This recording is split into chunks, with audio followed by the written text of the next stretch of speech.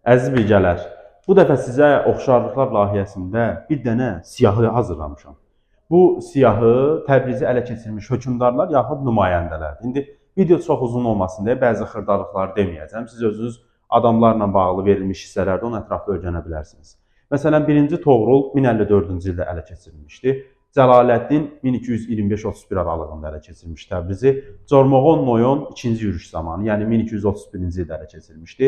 Hülakü 1256-58 yürüşü zamanı ələ keçirmişdi. Şeyx Üveys 1359-cu ildə ələ keçirib paytaxtı köçürmüşdü. Toxtamış 1385-ci ildə, Əmir Teymur 1386-cı ildə ələ keçirmişdir. Qara Yusif əslində onun tam Təbrizi ələ keçirməsini biz dövlət kimi götürə bilərik, 1410 götürə bilərik. Amma 1406 döyüşündən sonra da azad edirlər, onu da nəzərə alın.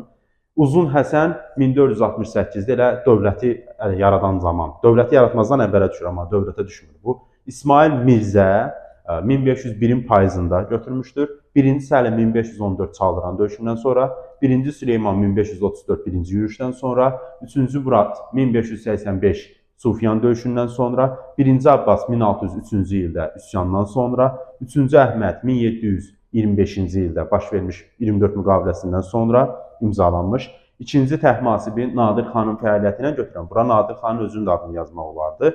Bir də 1-ci Nikolay yazmışam, o da 1827-ci ildə ələ keçirmişdir. Burada bəzi Təbrizi ələ keçirənlərin adını yazmadım, çünki çox uzun olacaq, onları özünüzdə qeyd edə bilərsiniz.